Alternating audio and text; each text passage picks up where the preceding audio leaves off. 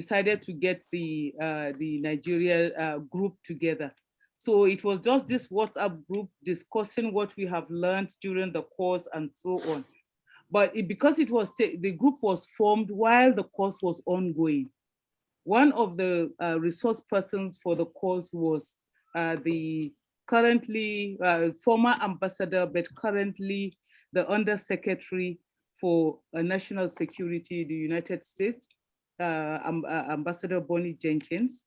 So she was there and she introduced WCAPS Global, which was, she's a founding member of that organization. So she talked about Ghana chapter, Colombia chapter, different chapters. And she said there was somebody who was interested in forming the Nigeria chapter, but they had not taken it up. And she would really want to see a Nigeria chapter. So during our own WhatsApp group now, we started discussing, well, this is what Ambassador said, shouldn't we now form a Nigeria chapter and so on? And so we agreed that I would contact her and find out how to form the chapter. So she now gave me a date, but to meet on Zoom on the 4th of March, 2021.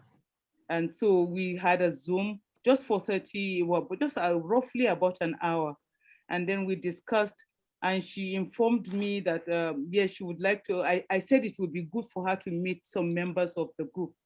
And she said yes, and she would give us some guidelines and so on.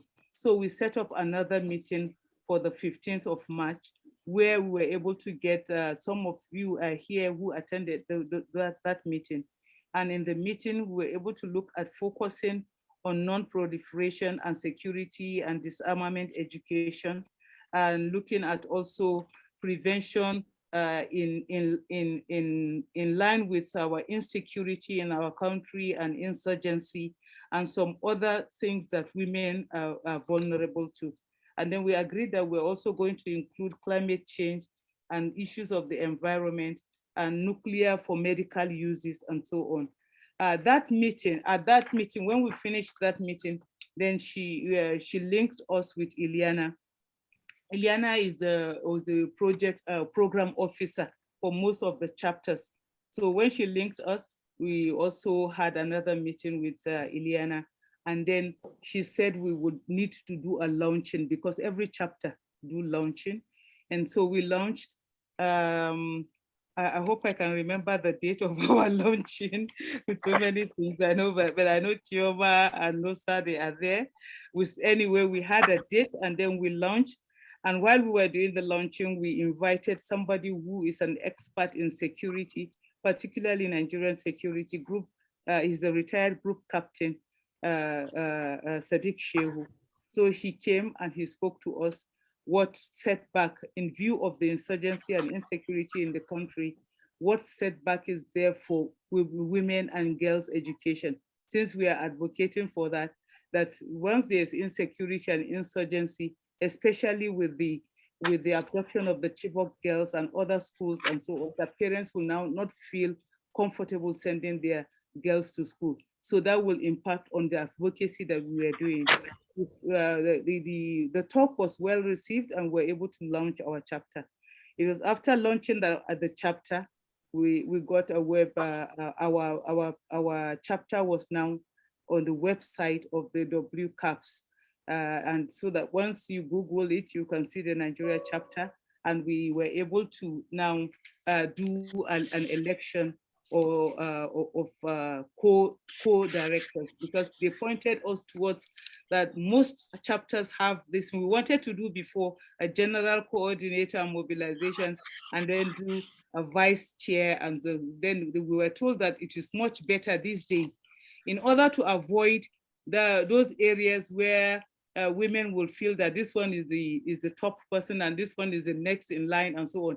But if we have co-directors, then we can be on the same page or the same level. We can all impact on the organization together. It will be just something like sharing ideas without anyone feeling that they are the ones that are ahead and it's only them that will be listening to. So we agreed and we did that. So we had our co-directors, Professor Ene, can somebody help me, myself?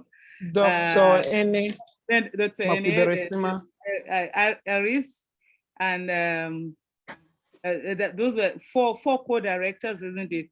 And then we had Chioma as the treasurer, as our treasurer, and Nosa as a secretary. Secretary, yes, general secretary, and then Rekiatu as our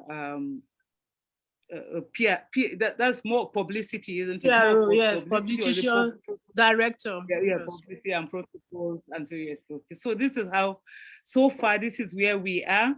And then we have not been able to, probably because of COVID and some other things, we've not had the general meeting. But then we were asked to give a report of what our activities. When Ileana contacted us, this is when we started talking about, okay, why don't we do an activity that will coincide with the International Women's Day? And this is how this came about. And then we sourced for resource persons, our keynote speakers, and then there will be a panel. So this is in brief. This is what WCAPS Nigeria encapsulate, and this is what we are trying to do, and it is all about raising each other.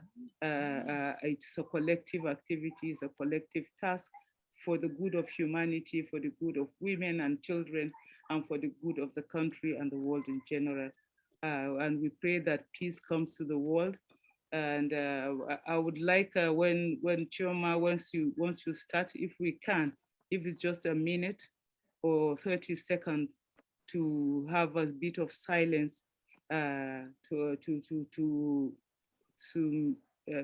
memory of our colleague, Commander Rosalind, whom we lost. I think it was late or early part of this year. And so we can just do a minute silence in her honor, in her memory. Thank you.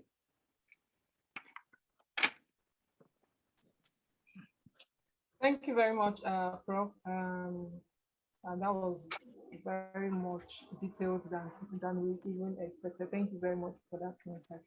I think we just go ahead and try to give our colleague that very last respect, and this is all we will do, and we pray that may have soul continually rest in perfect peace in our thoughts.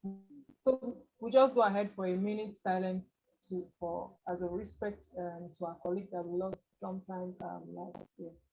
Thank you.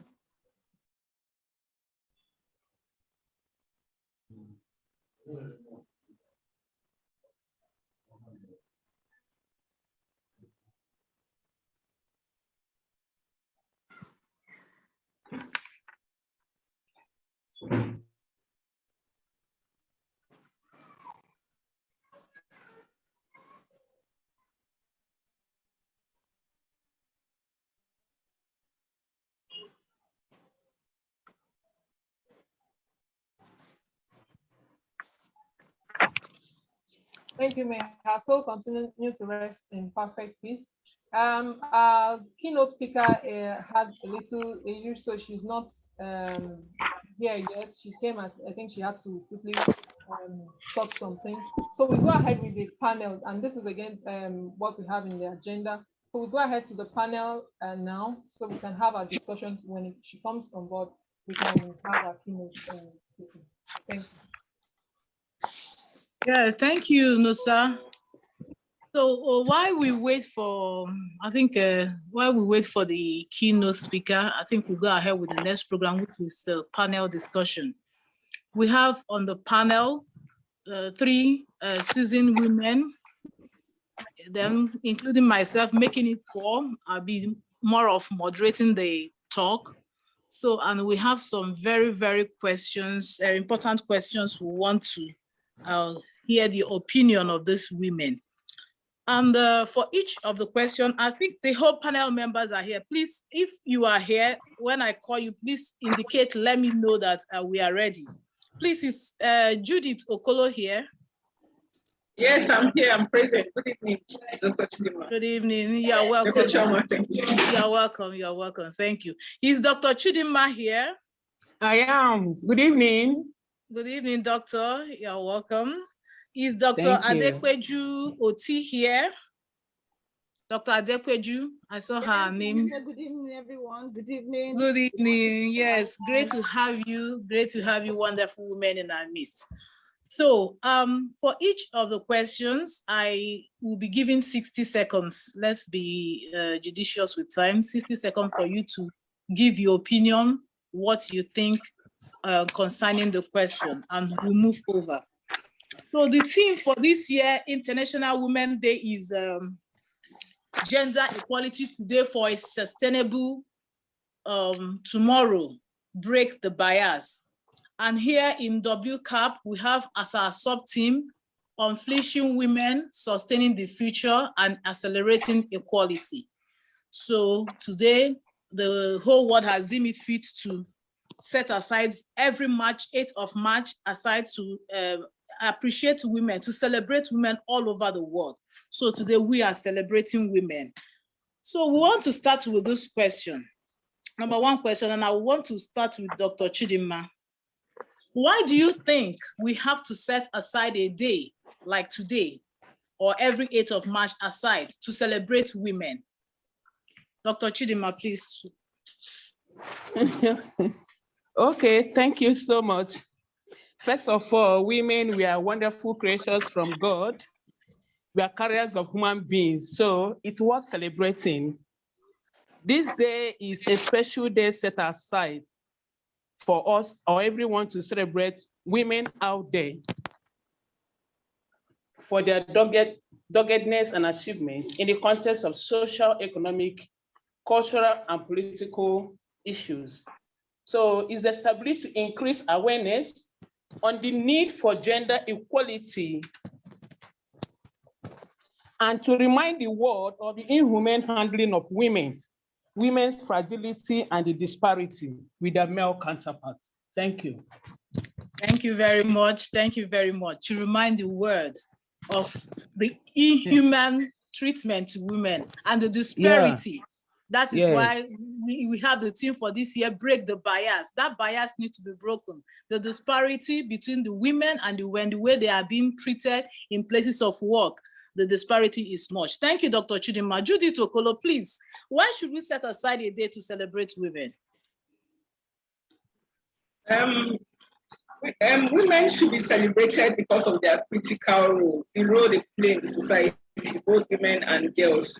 We know that women are over the time, women have proven to be agents of peace and unity. They are very resourceful. They are resilient in whatever they do. So we need to celebrate their achievements, their remarkable achievements, their unmatched fearlessness, most especially in this society where we don't have gender equality, where most times what people do, they are not given access the same way men are given to. So a day is needed to be set aside to celebrate women's achievements and also to ensure that we promote gender equality. Thank you. Thank you, thank you, thank you, Judith. Thank you. A day should be set aside to celebrate women for their doggedness, for their resiliency. Thank you very much. Dr. Adekweju, please, why should we set aside a day to celebrate women?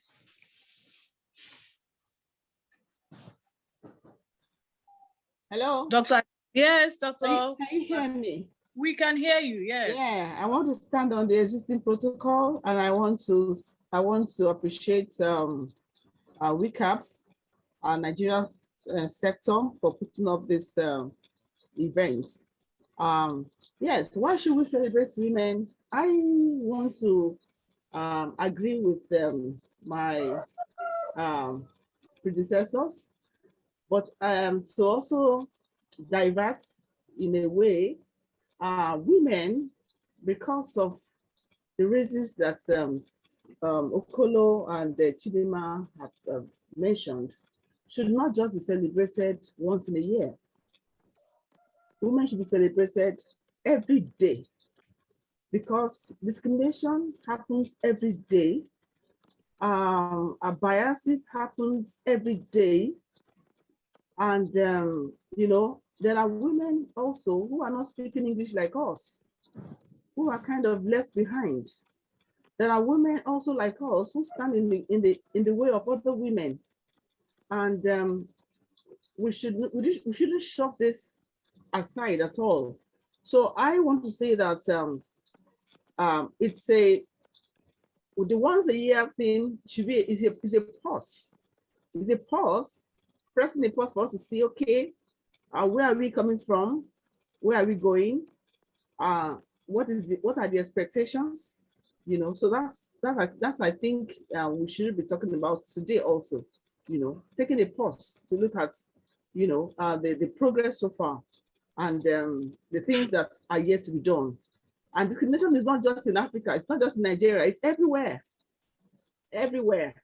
You know, it just has different colorations. Thank you very much. Thank you, Doctor. Yes, a day should be set aside to re-evaluate the progresses made in the gender equality movement. How far have we gone? How far are we making progress? Are we retrogressing?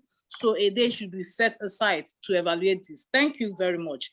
So we move on to the second question. The second question we'll have today is, why do women suffer marginalization in accessing education and economic opportunities? And what do you think can be done to ensure equality? Please, let's start with Dr. Adepeju. Yeah, I personally, I'm a girl child education advocate, and what we are doing in our organization is setting up RAGA, and RAGA means raising girls' ambition. Raising girls' ambition for her to be in school, finish school, and be whom God has chosen her to be, you know, not minding any inhibition from anywhere. So yeah, there are many things that, you know, really stand as inhibition against the education of the girl child. If we look at ourselves right now, we have broken many boundaries to be here, but there are girls out there who are still being denied education or being compelled to stop at a point, maybe in primary school, secondary school, and then they're giving out in marriage as a child, you know, to men who are as old as their fathers and grandfathers. So that is one. And then another thing is, you know, somebody said, if you don't know the use of a thing, misuse is inevitable. As I was driving down today for this meeting, somebody posted on a group where I belong, the WhatsApp group, and he said, "Oh, women are very special, and that women are like cars. Women are like cars that we drive. That they have so and so eyes. They have the backside. They have." He was describing a car in a very sensual manner, you know, and I felt insulted as a woman, and immediately I responded. I said, "Well, this person that has posted this, it's poetic, it is lyrical." I said, "But it's a subtle insult to women. Women are not objects, whether sex or toy. They are not objects. We are not objects. We are created, women are created for a purpose by God, and that men who don't have understanding see women in this light." I haven't seen the man's response. You understand? So many people are in that cocoon where they think that the place of a woman is still in the kitchen. The place of a woman is still somewhere in the other room. And so they will not send their children to school. What can we do about it? We continue to talk about it, and we continue to make cogent actions in our own different, you know, areas of leadership where we are found. For instance, I know that Professor Rabia is grooming women in physics. You know, physics is something that girls are always afraid of. And so when they see her like that, you know, they want to be like her. Also, we also have mentorship program at Raga. We call it Raga Global Career Mentorship Program. You know, where girls, although some girls are left behind because they don't have access to internet, but the ones that we can groom. And then we tell them, when you get back to school, make sure that you are cascading this to other people, to other girls out there. So what we can do is one girl at a time. A woman should take at least one girl at a time. As I'm speaking to you, there are 3 girls on our scholarship, 1 in the university, 2 out of secondary school already, and we are not stopping there. So we must continue to talk about it. We must continue to act on it until we find that no girl is left behind, because education is a touch, is a light. Thank you very much. Thank you, Dr. Dekoju. You said it all. We have to continue talking about it. The more we talk about it, the more they hear. Education is key. We have to create awareness to prevent marginalization. Well, I want to, at this point, bring to note that you are free to place your question in the chat box. Any question you have, if you want a specific speaker to answer the question, just place it there. If a general question, just place it there. And I want, from time to time, I will be reading from the chat box, like Dr. Precious Etinosa posted something. She said that women should be celebrated, as this will help to boost their self-worth, bring to awareness of the public their numerous achievements. The more visible we become, the closer to our societal acceptance, thereby increasing the possibility of breaking the bias. So that is from Dr. Precious. Thank you for your contribution. So keep the questions coming, keep your contributions coming in the chat box. So Dr. Chidima, please, why do you think women suffer marginalization in accessing education and economic opportunities? And what do you think we can do to ensure equality? Well, in this matter, I think the major reason is, and I'm attributing it to our society, ignorance on the part of our society. Our societies have not actually known the importance of educating a girl child because of the belief that a girl child will be married off, hence no need educating her. Secondly, men feel that they're superior beings and that women ought to be in the kitchen as weaker vessels. They also have the mentality that if a woman is educated and is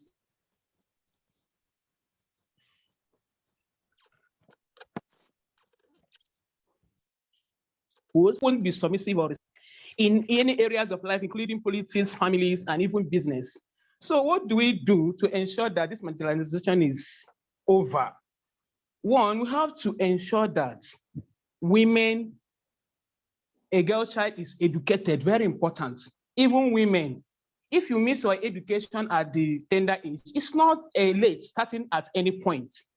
Then secondly, women ourselves, we need to love one another. We must love one another. We must give one another the ladder to climb.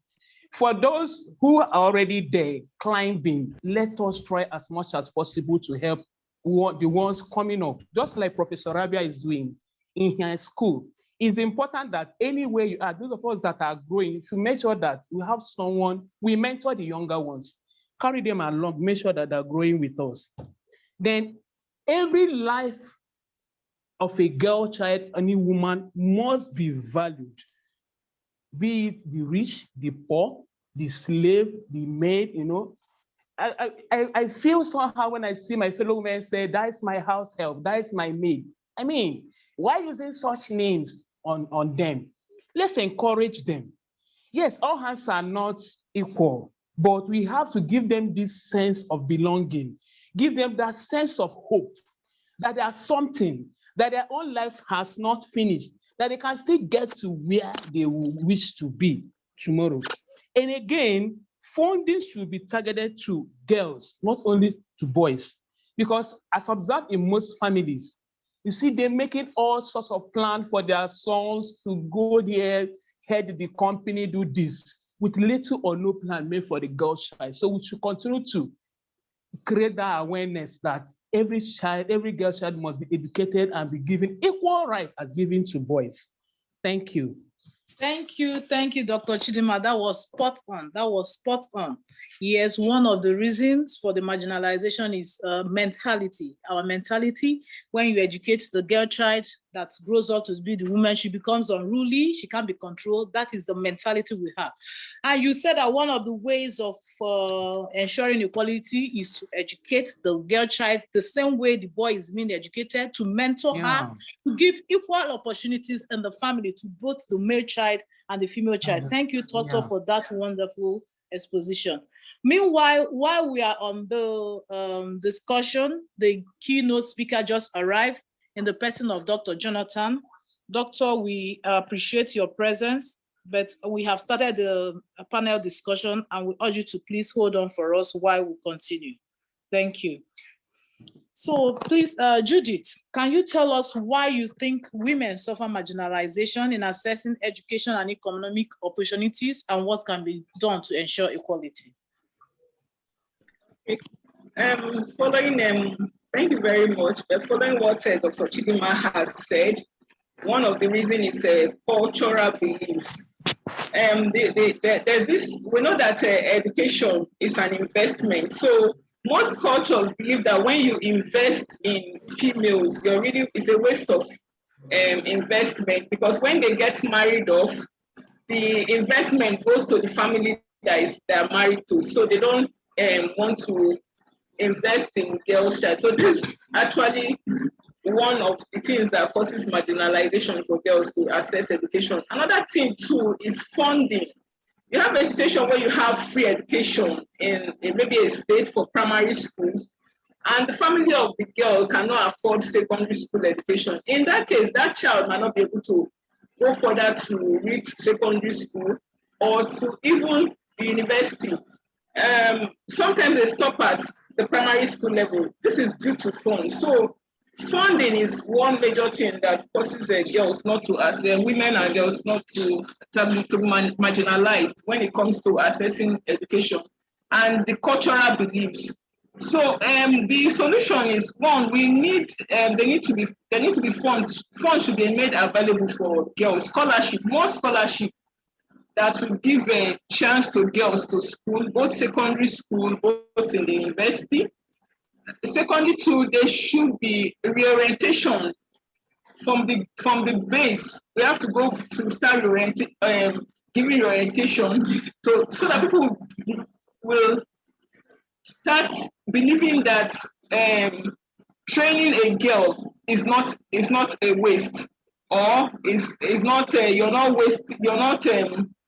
it's not a bad investment to train a girl. And also we need government backing, because even when you say train a child, and there's no government backing that says if a child in a family, a girl child in a family doesn't go to school, some people might have the funding, but they might not want to train the child without cultural belief. So we also need government backing. Law should be made to give girls equal access to education, to make sure that in a home, if a child is not trained, it can be sanctioned, or if the child doesn't go to school. So I think if some laws are placed like this, it will really help to solve this problem of marginalization and accessing education. Thank you very much. Thank you, Chidima. Thank you very much. Spot on. Societal beliefs and funding is one of the part of the reasons that you cited for this marginalization, and you advocated that funding, the enactment of bills or laws should be, government policies should be made that will favor women education. And that is why there was an uproar on the recent rejection of bill that was passed in the House recently, that men rejected the bill that was passed for certain special seats to be reserved for women in the National Assembly. So there's an uproar, and the uproar is still on. So we should continue pressing on until we continue to press until our voices are heard. Thank you very much. So we move to the next question.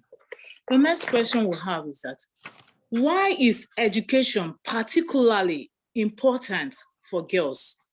And what are the important interventions needed to achieve this? We know that these girls are the ones that eventually grow up to women, to become women. Why is education important? And what important intervention do you think that should be put in place to achieve this? Please, let's start from Judith. Thank you very much. I think education is really, really very important for a girl child, because one, it reduces illiteracy and inequality. And when you reduce illiteracy and reduce inequality, you see that you're reducing poverty. It makes the child to be more productive, the girl child to be more productive. Now, it also helps the child. A girl child that is educated will know when to go to the hospital if she's pregnant. Maternal care, will be able to take care of herself, will know the right nutrition to take. And to a large extent, educating a child will really reduce mortal death rate in children. So educating a child is very important. It increases productivity, both in the family and in the society at large. Thank you. I will encourage that. Okay, thank you very much. Thank you. Educating the child increases productivity, both in the family, both in the nation, both in the world as a whole. I will want to read from the chat box. Some people have their comments coming. They said, Dr. Fibresima said, Dr. Ene said, yes, it's very important that women help encourage each other to get to the top. Education for a girl child is education for all. Yes, you know, one thing that the men used to would I say to cajole us is that they say women, can they stay under each other? Can they ever support each other? They are always fighting against each other. And here Dr. Ene said that it is very important that women help each other to get to the top. When you see a woman rising, encourage her, help her. And Dr. Etinosa said, education, now marginalization of the women by the society is mostly due to the impression that the educated and well-placed woman will forget her role and become arrogant and irresponsible. Sadly, some women actually exhibit some of these traits once empowered. Yes. Oh, wow. So for me, mentorship of the girl child is essential. Women should be taught at all levels that achievement or not, or our family and society, is not our family or society obligation, must not be cheated. Women should be mentored on how to strike a balance in their life so that they become fully, and so that they become total and complete. And Nosa said that government has a role to play, very, very important. Like in enacting policies, in passing of bill, government have a role to play in this gender equality that we are talking about. The popular saying that when you train a woman, you train a community is true. Women are home builders, and as such, they will be better able to raise balanced children that can rule our world. This is coming from Dr. Etinosa. Thank you all for your contribution. Please keep them coming. Keep them coming.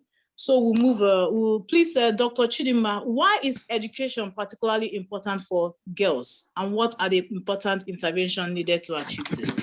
Oh, thank you once again. By getting a girl child, she becomes aware of her rights. She attends for dignity, and she feels protected. You see, just like other persons have said, educating a girl child is like educating a nation. And if a nation is properly educated, the problem is half solved. When you educate a girl child, you empower her to manage and support her home, both financially, morally, and emotionally. The few interventions that we can use or can help in ensuring that a girl child is properly educated include mass literacy campaign for both, not just for boys. Mass literacy campaign for everybody, whether you are poor, whether you are rich, everyone needs education. 2, free education and provision of basic and social amenities. Then another one is adequate security to protect girls, especially the vulnerable ones. Thank you. Chidima, thank you very much for your wonderful contribution. Thank you very much. So please, Dr. Adekweju, why do you think education is important for girls? And what are the interventions needed to achieve this? Yes, thank you very much, Madam Moderator. Yes, I would just like to pick on what maybe has not been mentioned by my co-speakers. Yes, education of the girl child actually improves, number one, the life of the girl child herself. When I hear people saying that when a woman is educated, she becomes pompous and this and that. And I ask, who is afraid of the education of the girl child? I would want to share a personal experience here. After I defended my PhD, and one day, somebody very close to me, I wouldn't want to mention, on the corridor, called me and said, Dr. Osi, come. I can now observe that since you defended your PhD, you walk proudly around the corridor. That's ridiculous.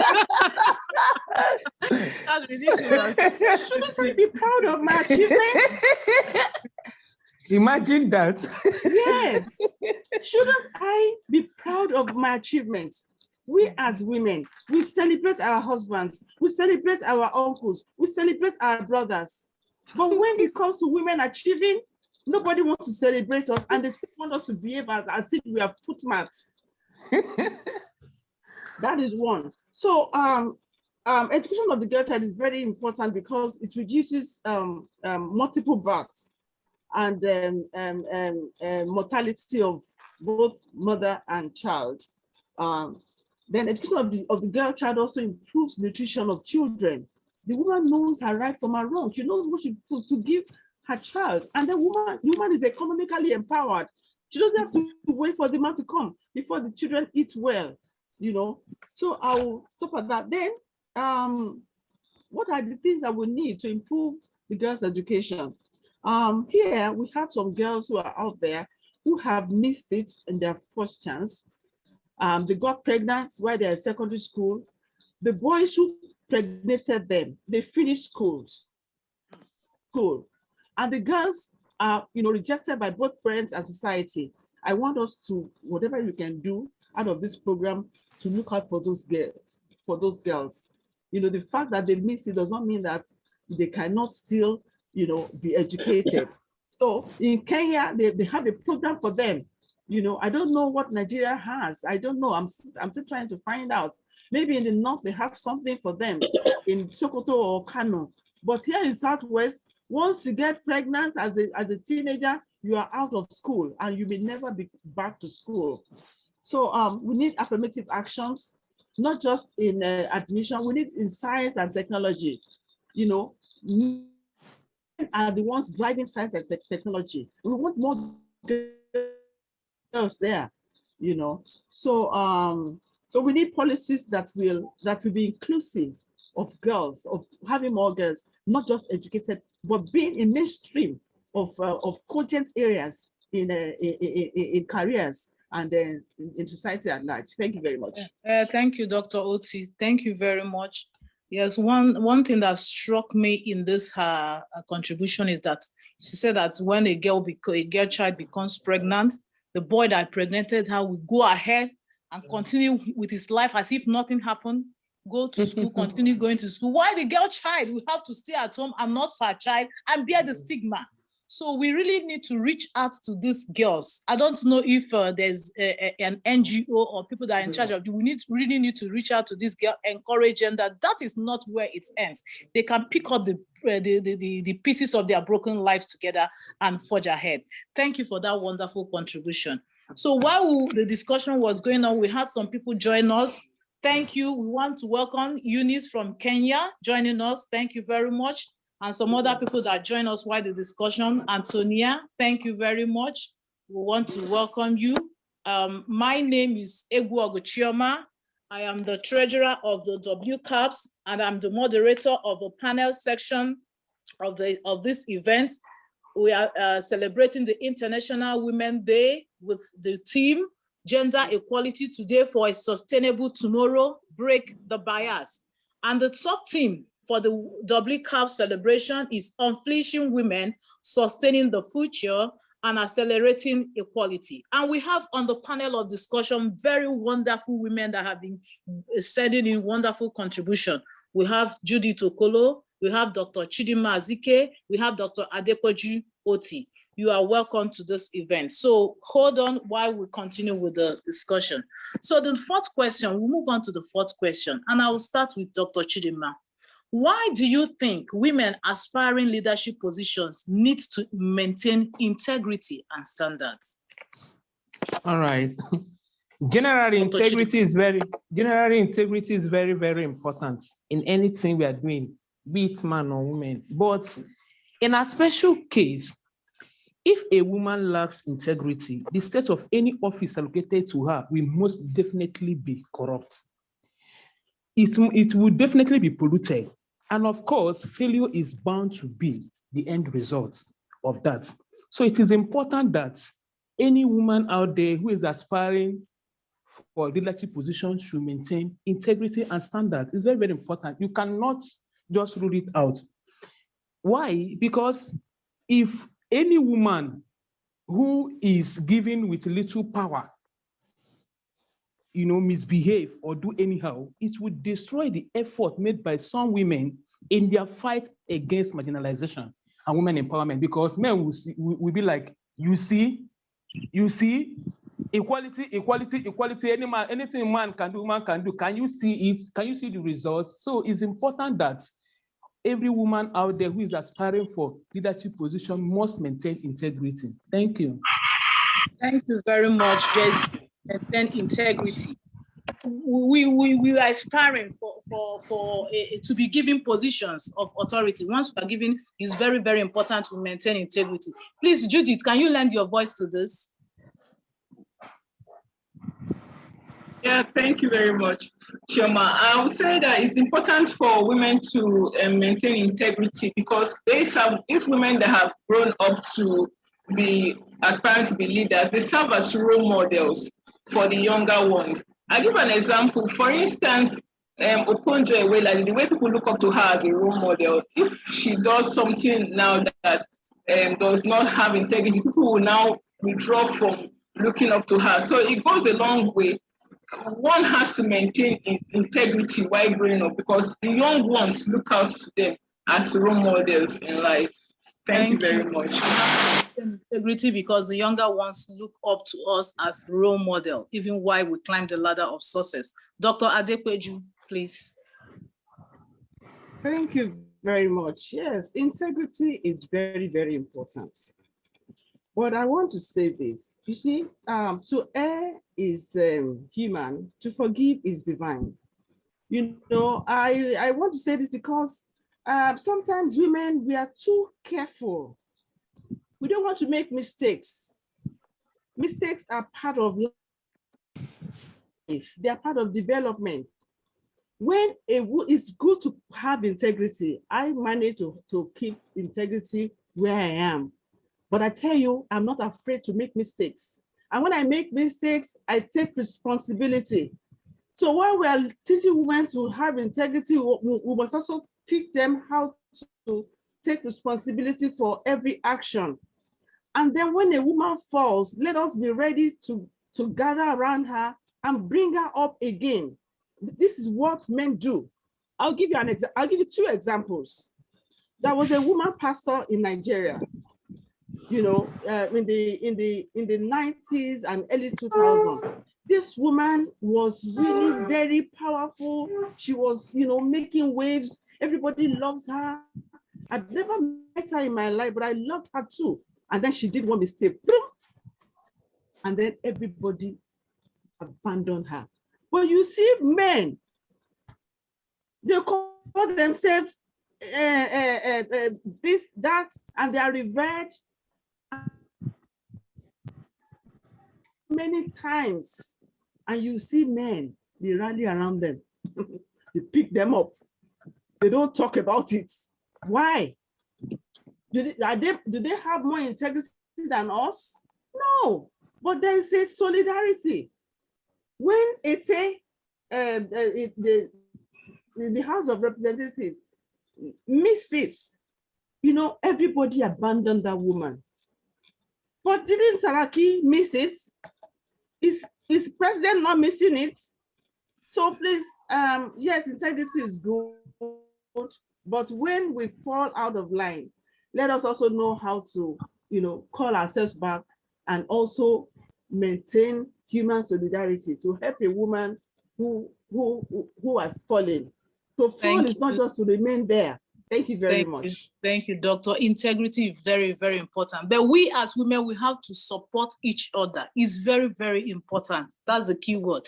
Let me take a contribution from the chat box. Somebody said, Chinasa said, women are double measured for a single standard. And this makes it difficult for us to explore for fear of failure.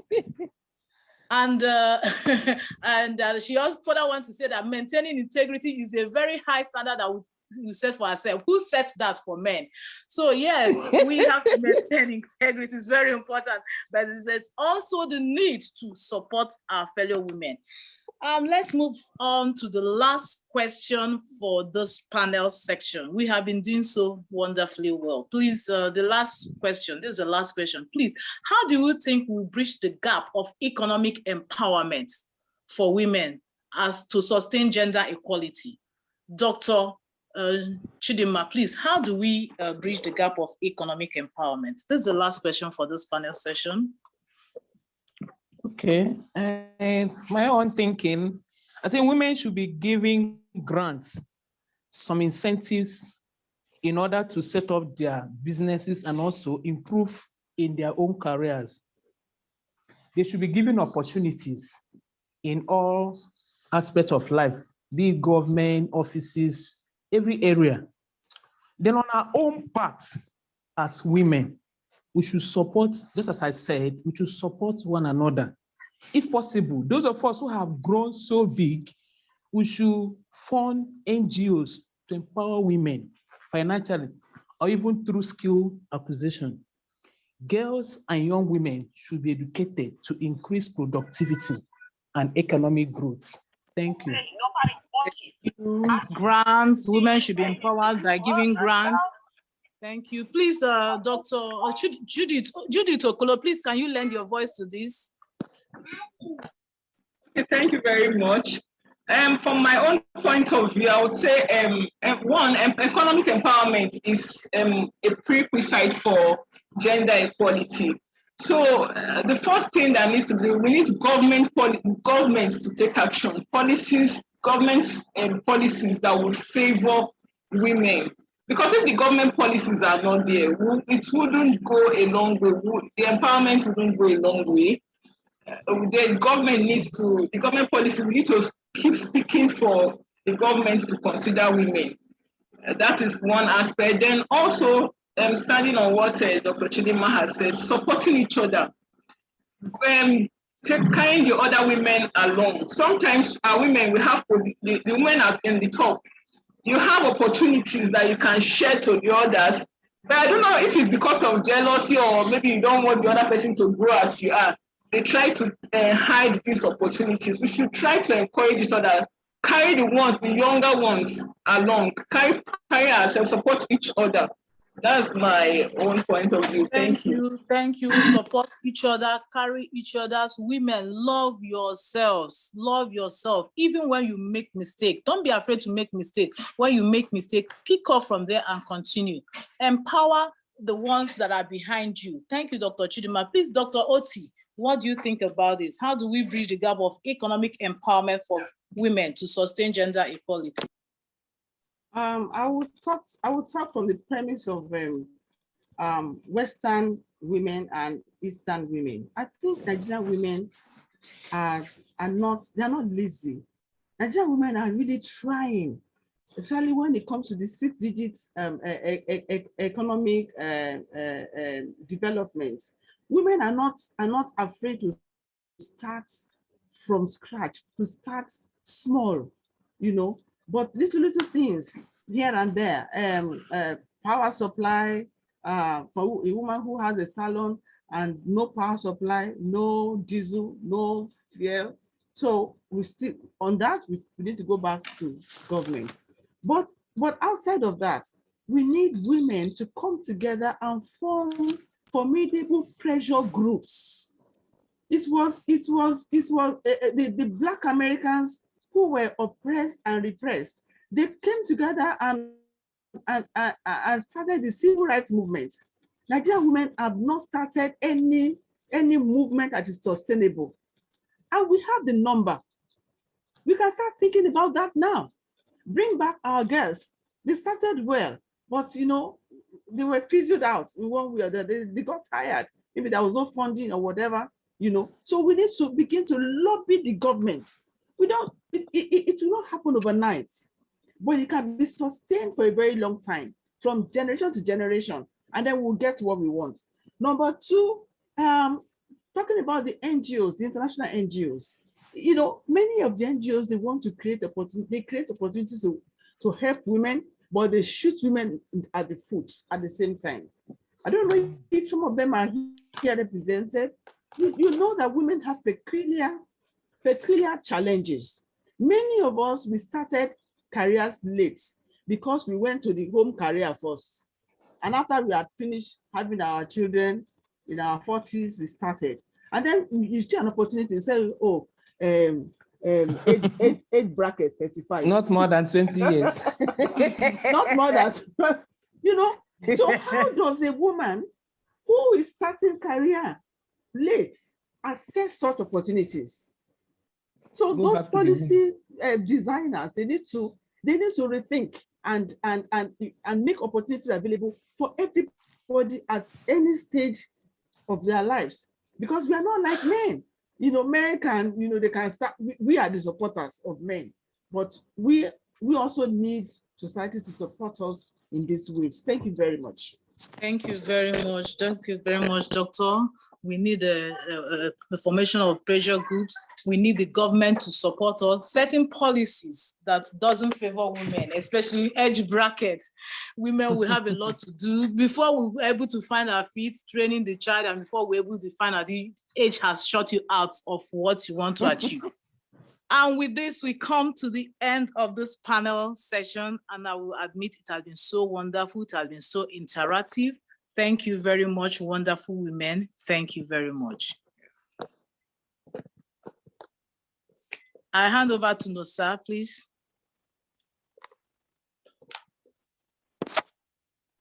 Okay, thank you very much, Chioma, and every member of the panel. It was indeed a very insightful one, and it was just as if the thing should not end, but because time is is very, very key, and I'm sure we'll still have more of this, and by the time we get so used to it, it will really be sweeter.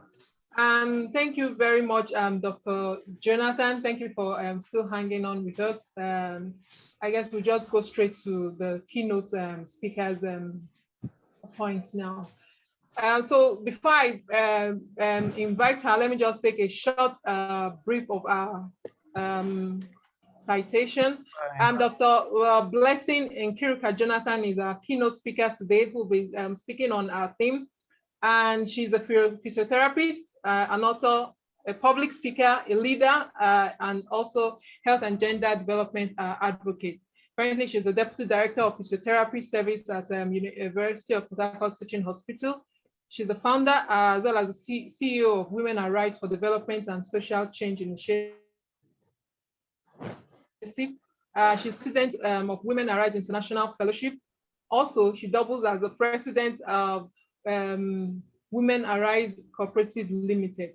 She consults also at Women Health Physiotherapists as a Women Health Physiotherapist, and she has a couple of certifications, one of which is Mental Health and Addiction Therapist, Marriage and Relationship Coach, Mentor, and Mentor.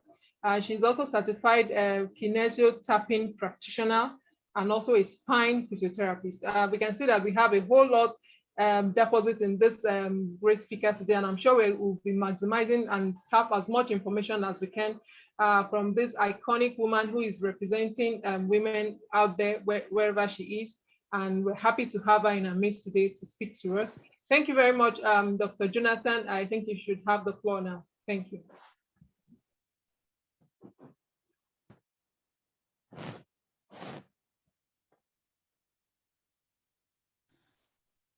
Hello, I have a slide that I want to share. Hello, You can share. Go or ahead. you don't have the right. I should share. Okay, Yes, please. go ahead. okay.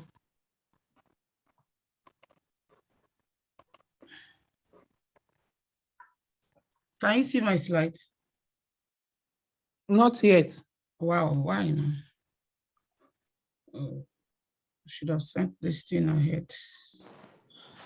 But I've shared it, but I don't know why.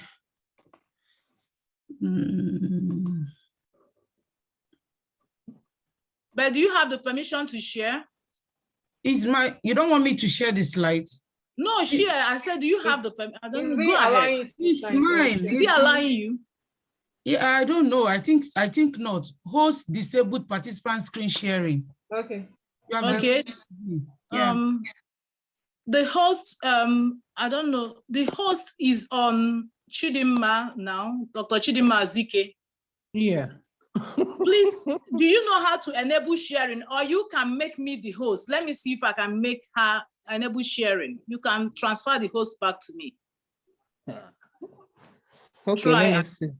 Yes, or if you can enable sharing so that she can share her slide.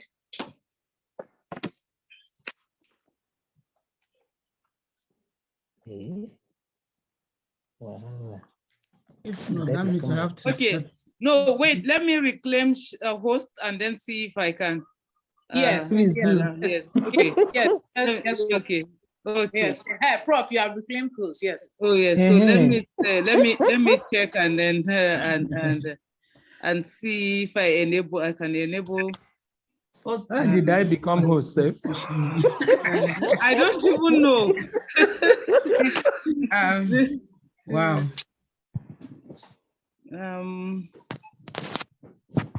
Okay, so let me see.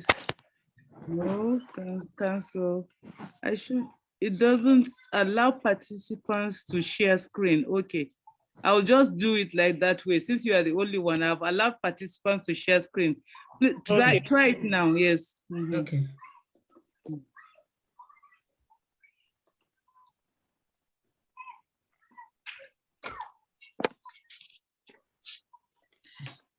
Can you see my screen? No, we are just seeing you. Oh my goodness. Oh, We are just seeing yes. I didn't plan to start talking audio. I Sorry. usually like to share screen. Yes, I know. I have actually, yes, allow participants to share screen, so you can actually share screen. I don't know why it's not. Oh my goodness. I don't know why it's not showing. Let me see. Hold on. Can you see now? Yes, okay, yes, it's coming up. Yes, it's coming up. Yes. Yes. That's I'm nice. happy now. The only challenge is I have to like remove you guys here so I can see myself. Okay, am I good?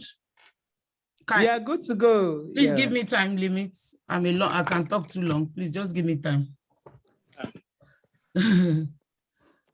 No, Zarime, Chioma, please. What is the time for her? Okay, Doctor, you have 30 minutes, and we'll also be taking questions and answers from during that. So you might just try to finish up around 25 minutes, if 25 minutes if you can, so that we can take questions and answers. Okay. Good afternoon, everyone. Good afternoon, great women. Good afternoon. I mean, it's evening here. Sorry, I'm 1 hour behind Nigerian time. I got carried away. I had some crisis I needed to handle. I'm sorry for showing up late. It's not in my character. I say it's a big honor to be here today. It's a big honor to be part of this great event.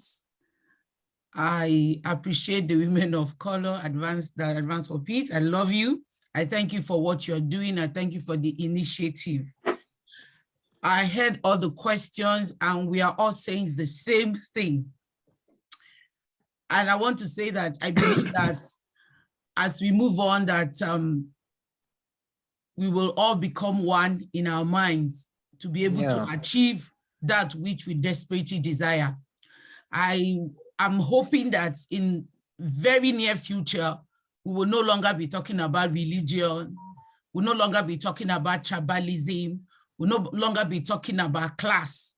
but we'll be talking about equity that leads to equality.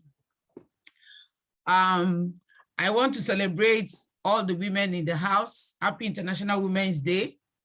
You are wonderful. You are great. To be born a woman is an honor and a great privilege. The entire world is resting on our shoulders. So I want to say well done to everyone. Thank you for what you're doing.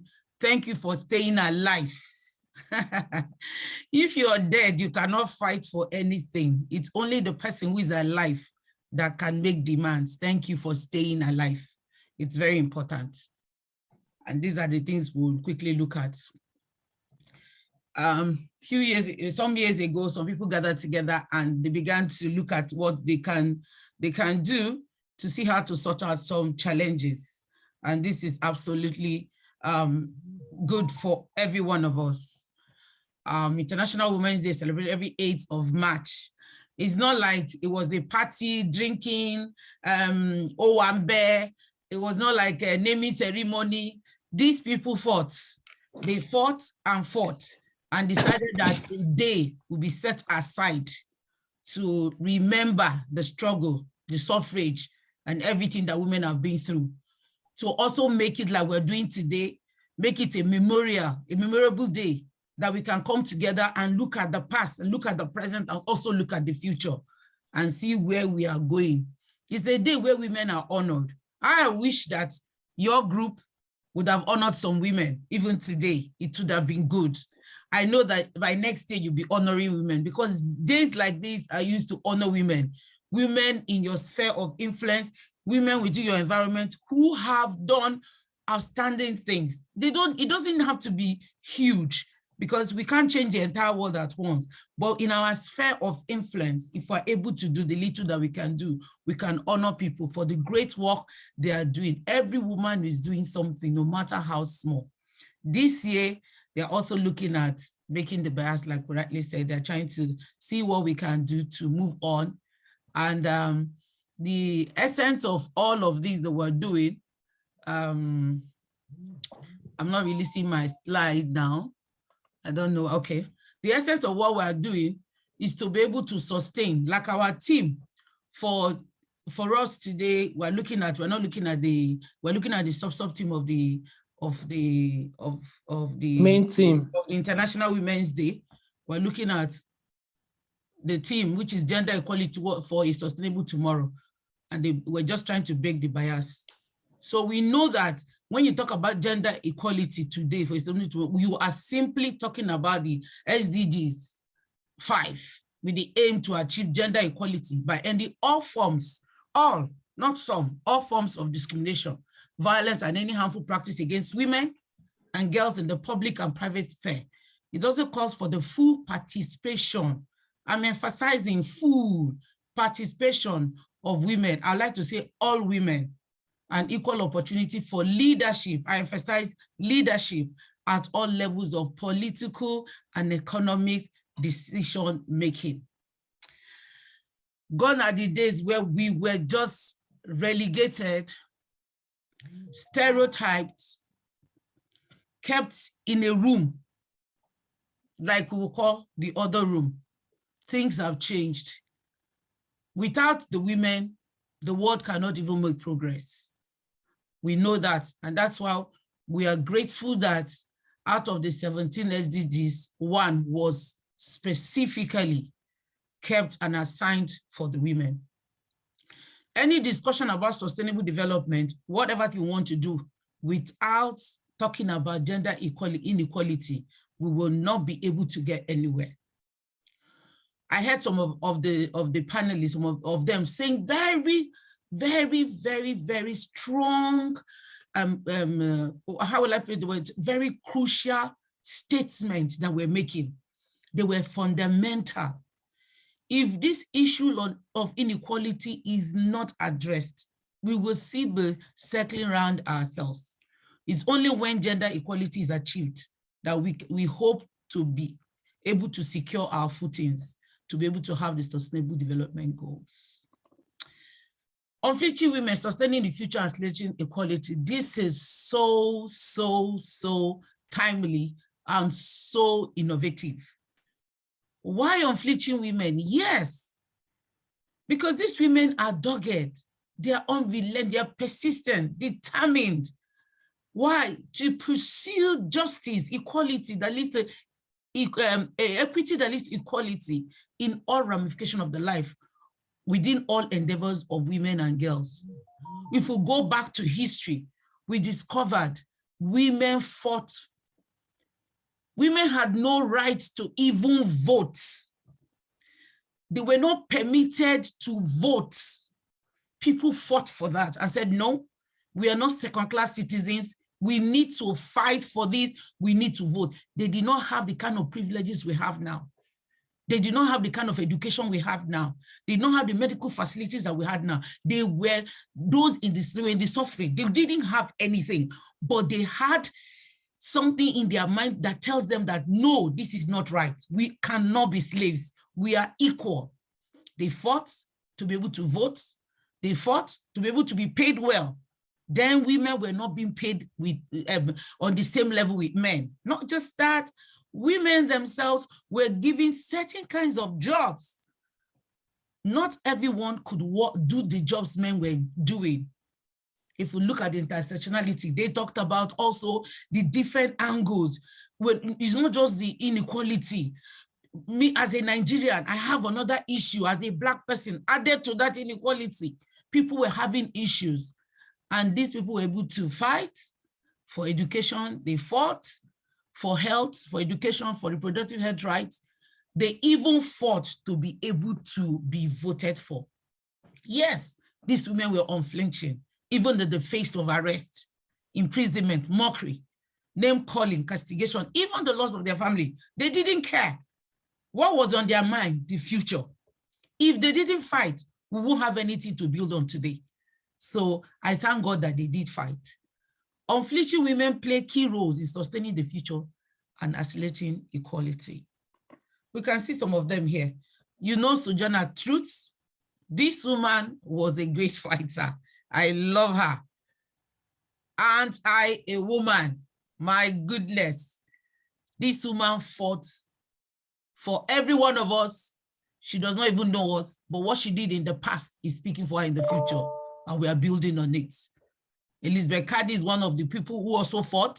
Then we have Victoria Clean Woodford. She was the first woman to come out as a female president. And this brings to mind, that is in the past. In the future, in Nigeria, one woman came out, I think Sarah, came out to be president. How many women voted her? How many women even supported her? Most, in fact, 99% of the women did not even look at her side. We're like, what is this one coming to do? I heard one of the panelists saying that we need to support each other. Sweetheart, we have to do it. We need to come together. We need to support ourselves. If one woman stands up now, like today, we have a lady who is contesting. How many of us have even called her? How many of us want to be part of her? How many of us want to support? It's an honor for a woman to come out to be a leader, because we know if they are there, anything we ask for, the possibility of getting it is higher. We don't need to define gender. We know what gender is, just a concept. You know, I'm from Igbo land. I was born in Yoruba land. I grew up in the north. I can tell you that these three places are not the same. What the Igbo man thinks of a woman is different from what a Yoruba man thinks, or different from what a northerner thinks. So the concept of gender, of I'm a woman, my place is the kitchen, is not so here in the UK, sweetheart. In the UK, everybody is equal.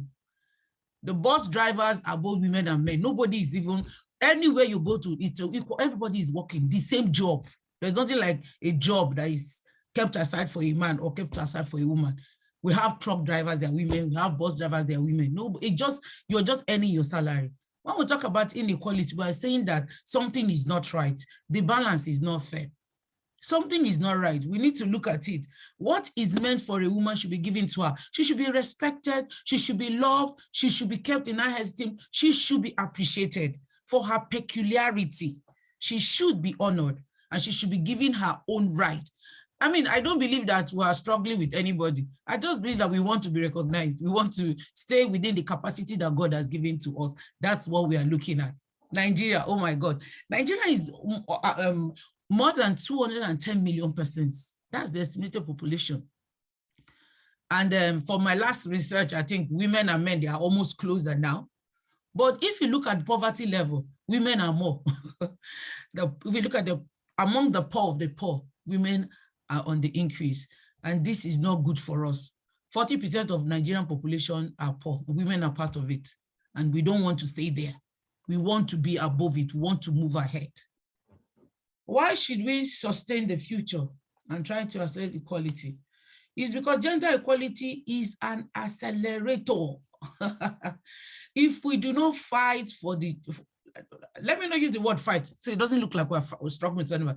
If we do not advocate, we do not press to say there's the benefit, to look at the benefits of gender equality, we will not be able to achieve anything in the world. It's a very simple truth. It's the heart of 2030 agenda. Is the heart of 2030 agenda. Gender equality is the heart of 2030 agenda. Therefore, accelerating gender equality in all spheres of society leads to a more rapid increase in progress toward achieving the 2030 agenda. Do you know that if you go to any family where the female, I heard one of the, most of the panelists were talking about education. If you go to a family where the parents educate both the girls and the boys equally, that family progresses very fast. But any family where you see that they relegate the girls to the backyard and they try to promote the men, those families don't usually last. I have a saying, I'm blessed to have 3 daughters and 2 boys. I have a saying, it's always good for a woman to have girls. The reason that when you get old, when you want to visit your daughter, you don't need permission. But if your son, you want to visit your son needs to take permission from his wife. And I'm sorry if the wife does not like you, you may not be able to say, woman is important. Why are we bothered about this gender equality? We are bothered because, take for instance, the COVID-19 exposed a lot of things. Yes, we were achieving something, for COVID-19 came and opened our eyes and we saw a dimension. Our progress was going to go down to the drain. What happened? We discovered that when it comes to women's equal participation in decision making, it didn't work. 25.6% in the national parliament are number of women there. That's not good. It's small. It's so small. In the local government, we have 36.3%. That's too small. In managerial position, we have only 28.2. And can I tell you something that is that gets me confused? It is evident, there's an evidence that says that women are better leaders, yet men do not allow women to lead. I mean, it's confusing. Like, I believe, like Nigeria, somebody mentioned our mother, Okonjo-Iweala. If that woman is given permission to rule Nigeria, Nigeria will be a better place. But who is going to give her the opportunity? Even we that are women will not complain and say, she's from this other region. It's not their time to become president. She's of this religion. Those people of them know they are not the ones to rule. We at the end of the day, we mess up the whole thing. When we look at violence against women, my goodness, before it was 1 in 5. Right now, it is 1 in 3. During the COVID-19 pandemic, it was worse. There was an outrage. Right now, I'm doing a research on the responses. Nigeria didn't respond. Nigeria was busy arresting people and hiding palliatives, while other countries like UK, Finland, Ireland, they were busy responding with emergency, putting things in place to be able to help women who were being abused. They were trapped with their partners at home. Right now, it's 1 in 3 women. That is why we need to do what? Try to sustain the things that they have achieved. We're trying to say we need speed. We don't have time. We need to do this. We know that also that when you talk about children at risk, it's now higher. With all the laws, with everything we're doing, COVID-19 had like exposed the weaknesses in our policies and our programs. So there is a need for us to come together and try to see what we can do to accelerate equality. What are we looking at? The SDG 5, that is the core of everything we do. We want to achieve gender equality and empower all women and girls. I heard some panelists talking about empowerment. Thank you very much. Yes, Empowerment, very important. I used to tell people something. You know, I'm not here to castigate any woman. I'm not here to insult anyone. With due humility, I mean, before a man can beat you up, lock you up, seize you, or whatever, it's possible that you're not empowered. I know that domestic violence cuts across class, age, reproductive status, marital status, and the rest. But then the percentage of people, a woman who is empowered can talk, a woman who is empowered can take decision, a woman who is empowered can stand and resist. But if a woman is not empowered, my dear, she's disadvantaged. They want to achieve gender equality by empowering all women and girls. Want to end discrimination, want to end violence, both in the public, in workplace, in industries, at home. Harmful practices. I live in Rivers State. You know, it's so shameful. Rivers State government has reproductive health rights. They have a law that says women should not be treated badly. These widowhood's rights that are barbaric. There is a law. I have the handbook. Do you know? Do you know that one of my classmates, when I did my PhD, I couldn't believe it. This woman, her husband died. She went to her village in Bonny. Forgive me for mentioning that place.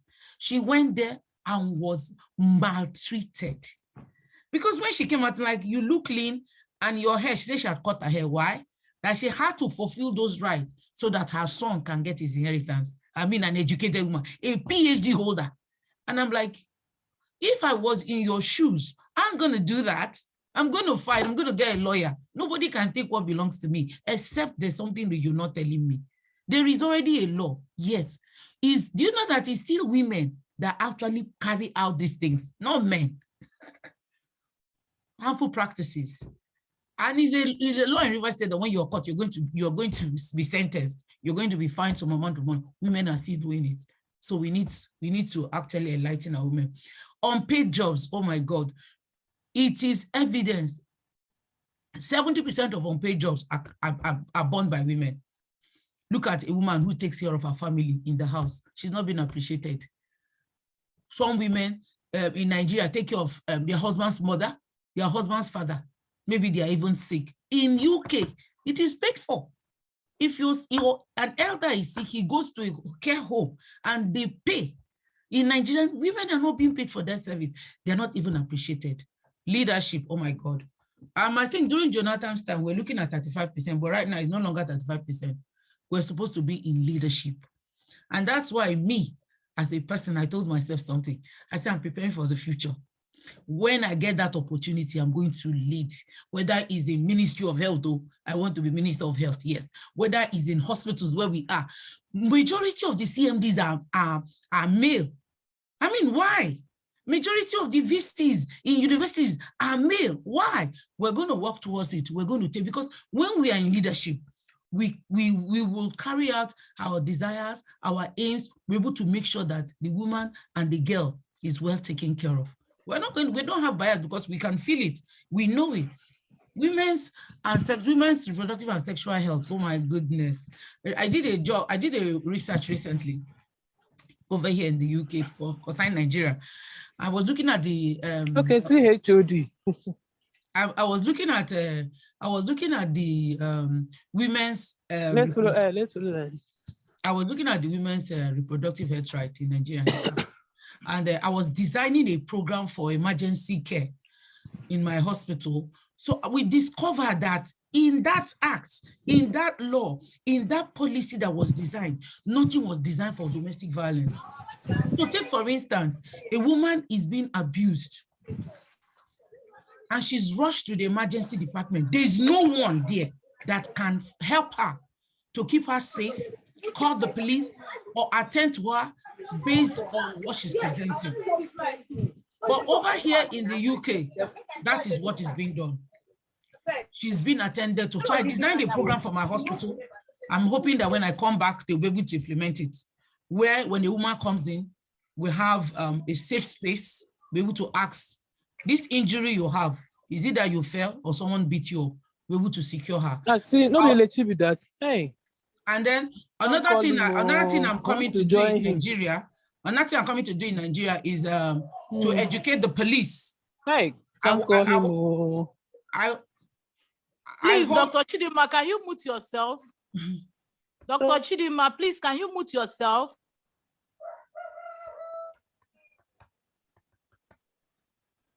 Continue, doctor. thank you.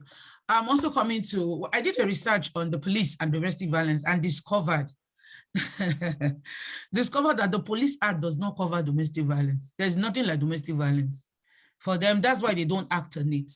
And even when I investigated it, I discovered that they didn't know there are different forms of domestic violence. They only know about assault. And you and I know that domestic violence is not just about physical injuries. In the North, you have the penal, the penal code. The South has the criminal code. So in the North, the law says a woman can beat his wife, but not give her serious injury. So who defines the word serious? Then in the South, there is the criminal code. Domestic violence is not captured there, apart from assault. So if a man economically abuses his wife, there's no law to hold him. The VAP Act, Violence Against Person Provision Act of 2015, made that Jonathan passed into law, has not been implemented or domesticated in most states. 90% of the states in Nigeria have not domesticated it. So how are you going to go about it?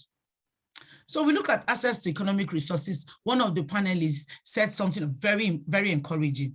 I have a cooperative, and I'm hoping that when I come back, I'm able to build on it. I have a cooperative. The aim of the cooperative is to encourage women, yes, to encourage them, give them loan to see how they can carry out their businesses. You know, the burden of women is so much. A woman is not just about herself, her family, extended, immediate, children, everybody. That woman needs to be empowered economically.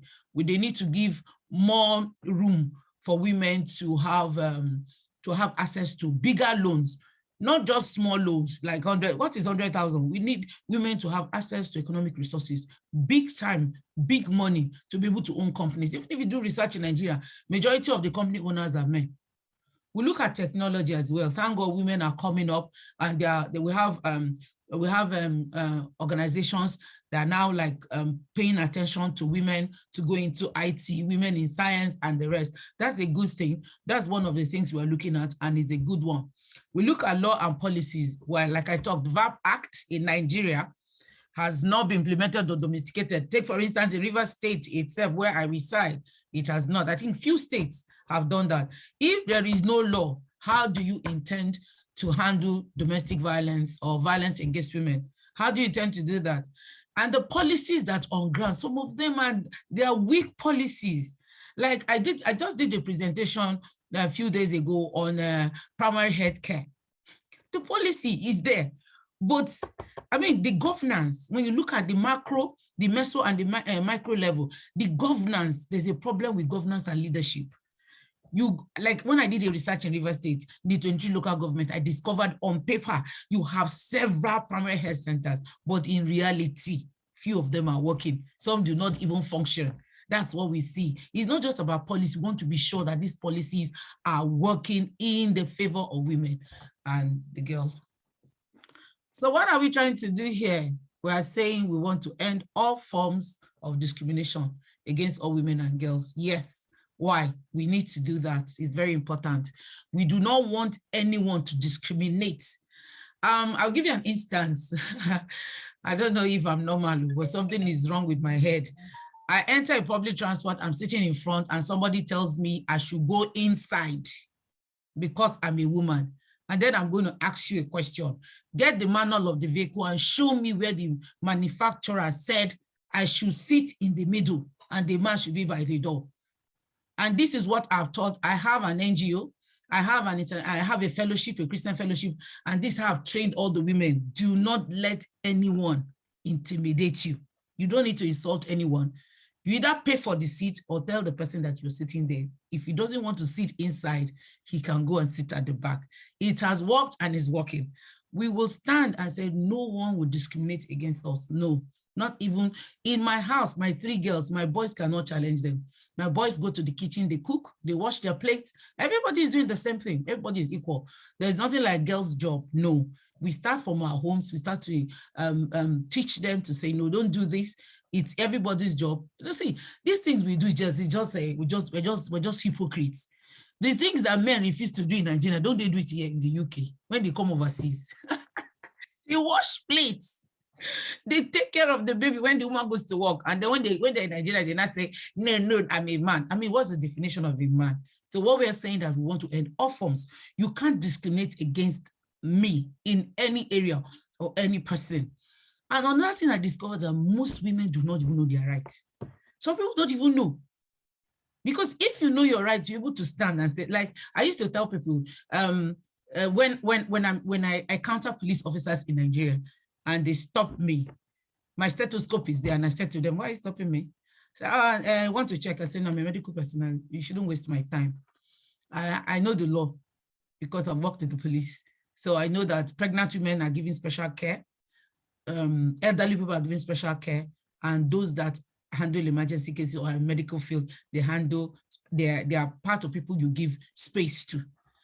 And I was in a bank, a woman was lying, she was pregnant. I went to her, said, madam, can you go to the front and tell them you're pregnant, you'll be attended to immediately. And she was like, no. I said, I'm telling you, it's part of your right. So we will do everything to create more awareness, not just to talk to the men, even the women. We need to know that all we are doing is that we don't want anyone to discriminate against anyone. Let me go back there. I think there's something I needed to say here. You discover that even in the bank jobs, if you're pregnant, you would, I've heard that they don't want people that are married because when they get pregnant, but I want to say that presently in my hospital, they employ women who are pregnant. I know that time when I wanted to work, they asked if I was pregnant. They say if I was pregnant, I would not be employed. But today, God has helped. In the establishment where I work, even if you're pregnant, you're going to be employed. That is part of ending it. And we need to insist when a woman is pregnant, she should be employed. She's not sick, she's not be disadvantaged because she's pregnant. We're going to try to eliminate all forms of violence against all women and girls in the public and in the private, everywhere. We discovered that even up to now, I'm sorry to say that most people, in fact, women are the ones that create that opportunity. Even with my little attainment, I've met men who have asked me for sex. So, and that's how it shows you that they are not ashamed. They've been doing it and they'll continue to do it, but people have to stop it. When I was in school, I did my PhD for 5 years because the lecturer wanted to go out with me and I refused. And every time I was supposed to go to the next level of my project, he sat on it because he asked me for sex and I refused. But I still eventually graduated and I didn't give him that pleasure. God helped me and I stayed. So if I was not disciplined, if I didn't know what I was I would have. How many people will I sleep with? I'll keep sleeping at every stage of my life. No, I can't do that. So one of the things we have to learn, one of the things we have to concrete anywhere we are. When I go to churches, when I'm invited to speak, I tell people, if you don't place value on yourself, nobody is going to value you. So even if we fight, eliminate this, and you yourself, you don't want it eliminated, you're the one even giving rooms for it. Why will somebody ask you for sex to promote you or to employ you? I hear that Presidential Hotel in Rivers State is where most people go to sleep with whoever their benefactors, maybe to give them jobs. We can't keep doing that. We need to tell ourselves we are beyond that. We can get the job. Like I used to tell people, if I sit in an exam hall with a man, I'm very certain I will beat the man. So I don't need to offer myself. I mean, how much will someone offer me for me to sleep with you? We've left that level. We can't be doing that. So it's not just about us screaming, and the women themselves, they should conduct themselves. Where do we get the word side chicks from? We see today people making adverts, telling themselves that they're side chick, they will take care of the men. They should. I mean, the thing is very strange to me. People come out with their boobs up, naked, and we say we want to end the violence against women. The women themselves are sick. They need help. We need to even right now start talking to our women. Social media has made things worse for us, where people celebrate immorality. I don't know. We have a lot of work to do in that area, in the area of talking to ourselves. Yes, we want to end domestic violence. Yes, we're trying, we're doing well. But what about the women who are also now selling themselves out, Kaya Mata and the rest? I mean, exonerating immorality above what is moral. So we have jobs to do there. That is why we need to come together. All harmful practices, I've talked about it. We see children on the road selling food, selling things. It's quite dangerous. So we need to do something about it. When you talk about early marriage, I think it's more common in the north. And I think Nigerian government, there is a law. I think it's about 18 years. I think I've read it, yes. I think I've read that on women's rights. I think I've read something like that. But is it true that it's only 18-year-old girls that are getting married in the north? The answer is no. So we have a lot of jobs to do, even in the north. Even in the south here, we've seen celebrities, young children marrying very old men because of money. We have a lot of jobs to do, honestly. We need to be able to sustain this future. If not, sometimes I'm scared of the next generation because it's like they don't have values. They don't have core values at all. I mean, I don't know, they're just living like there's no future. But I believe that those who fought for this present knew there was going to be a future, and we need to fight to sustain it. So that in sustaining it is what we are doing, educating ourselves, strengthening ourselves, and encouraging ourselves. When you talk about female genital mutilation, I mean, it's more in the Africa context here. It's not, we don't do that in the UK. And ironically, it's the women that still do this. So maybe we should be going to the village and be talking to them, because the essence of this has caused a lot of damage to women's reproductive health. Some people have damaged their genital with infection, deformities. Today, the girls are not able to live normal lives. So we need to look into it and be able to say, River State, for instance, that I live in, they have a law against female genital mutilation. And Nigerian government has passed it as a law. And I believe that wherever you are, do not encourage it. When I gave birth as a young girl, I married at age 24, by 25 I had given birth. The O&G doctor, who is also a family friend and a pastor, told me, don't let anybody force you to do what you should not do. That's when I began to learn. And people come to my house because they are my seniors, they're elderly. I said, no, don't do it. I do not want it. So even if you respect people, insist. Because if you allow them to do it and later in future you start campaigning, they will laugh at you and say you are a hypocrite. Did you not do it? So in your sphere of influence, you should be able to stand and say, do not do it. When I give talk in UPTH to pregnant women, I encourage them, do not do it. I didn't do it. You don't have to do it. There is no advantage. There's all you have there is disadvantage. That's what you have there. We should be able to, like I said it before, we should be able to recognize women with their unpaid care and domestic work. I wish that someday that women will be paid per hour, those women that stay in the house to take care of their children and do a lot of work at home. You will discover that these women that stay at home to work will be richer than those of us that actually go out, because it's huge. The sacrifices they make is very huge. And I appreciate every one of them, what they do. We ensure that women, ensure women's full and effective participation and equal opportunities for leadership. Please, in anything we do, everybody's I mean, how do I put it? How do I say it now? Your final bus stop should be leadership, no matter what you do. If you're not a leader, there are a lot of things you cannot achieve. Yes, in your little sphere of influence, you don't need to be a leader to influence people, but as a leader, you have many things at your disposal. I'm telling you, if you become a leader, there are many things you can take up. There are many things. Let me tell you, do you know how much senators are collecting?